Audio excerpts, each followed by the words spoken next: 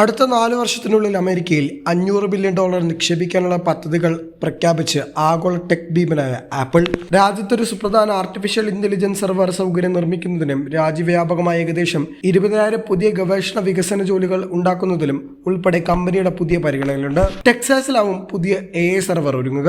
വൻതോതിലുള്ള നിക്ഷേപം, US വിതരണക്കാർക്കുള്ള ചെലവുകൾ, ആപ്പിൾ TV ഉള്ളടക്ക നിർമ്മാണം, അടിസ്ഥാന സൗകര്യ വികസനം എന്നിവ കൂടിച്ചേരുന്നതാകും അത്. ഡൊണാൾഡ് ട്രംപ് രണ്ടാം വട്ടം അധികാരത്തിലെത്തിയതിനു പിന്നാലെയാണ് ലോകത്തിലെ തന്നെ ഏറ്റവും വലിയ ടെക് കമ്പനികളിലൊന്നായ ആപ്പിൾ മാതൃരാജ്യത്തിന് ഇത്ര വലിയ നിക്ഷേപങ്ങൾക്ക് കോപ്പിക്കൂട്ടുന്നത്. നിലവിലുള്ള വിതരണ പങ്കാളിത്തത്തിനായി $500 ബില്യൺ നിന്ന് എത്ര തുക ഇതിനോടകം ചെലവഴിച്ചിട്ടുണ്ടെന്നും ആപ്പിൾ വ്യക്തമാക്കിയിട്ടില്ല. എന്നാൽ കെൻഡക്കിയിൽ ഐഫോൺ ഗ്ലാസ് നിർമ്മിക്കുന്ന ക്രോർണിംഗ് പോലുള്ള കമ്പനികളുമായി നടന്നുകൊണ്ടിരിക്കുന്ന സഹകരണം അവർ എടുത്തു കാണിച്ചിട്ടുണ്ട്. ആപ്പിൾ CEO ടിം കുക്കും പ്രസിഡന്റ് ഡൊണാൾഡ് ട്രംപും അടുത്തിടെ നടത്തിയ കൂടിക്കാഴ്ചയെ തുടർന്നാണ് പ്രഖ്യാപനം. ചൈനയിൽ അസംബിൾ ചെയ്യുന്ന ഉൽപ്പന്നങ്ങൾക്ക് 10% സാധ്യതയുള്ള തീരുവ ഉള്ളതിനാൽ US പ്രവർത്തനം കേന്ദ്രീകരിക്കുന്ന ചിന്തയാകും ആപ്പിളിനുണ്ടാകുകയെന്നാണ് ഇത്തരമൊരു നീക്കം പ്രചരിക്കുന്നതിന് പ്രധാന കാരണം. ട്രംപിന്റെ ഒന്നാം ഭരണകാലത്തും സമാനമായ 5 വർഷത്തിനുള്ളിൽ US സമ്പദ് വ്യവസ്ഥയ്ക്ക് $350 ബില്യൺ നൽകുമെന്ന് ആപ്പിൾ പ്രതിജ്ഞയെടുത്തിരുന്നു.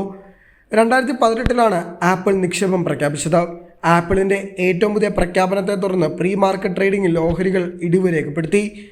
ആപ്പിളിന്റെ ഉപഭോക്തൃ ഉൽപ്പന്നങ്ങൾ പ്രാഥമികമായി വിദേശത്ത് അസംബിൾ ചെയ്യപ്പെടുമ്പോഴും ബ്രോഡ്കോം, സ്കൈവർക്ക് സൊല്യൂഷൻസ്, കോർവേ തുടങ്ങിയ നിന്നുള്ള ചിപ്പുകൾ ഉൾപ്പെടെയുള്ള നിരവധി ഘടകങ്ങൾ അടുത്തിടെ US തന്നെ കൂടുതലായും ഉൽപ്പാദിപ്പിക്കാൻ ആരംഭിച്ചിരുന്നു. ഇതിൻ്റെ വഴിയെ പ്രവർത്തനം മാതൃരാജ്യത്തേക്ക് കൂടുതലായി വ്യാപിപ്പിക്കുക എന്നതാണ് കമ്പനിയുടെ പുതിയ നയം.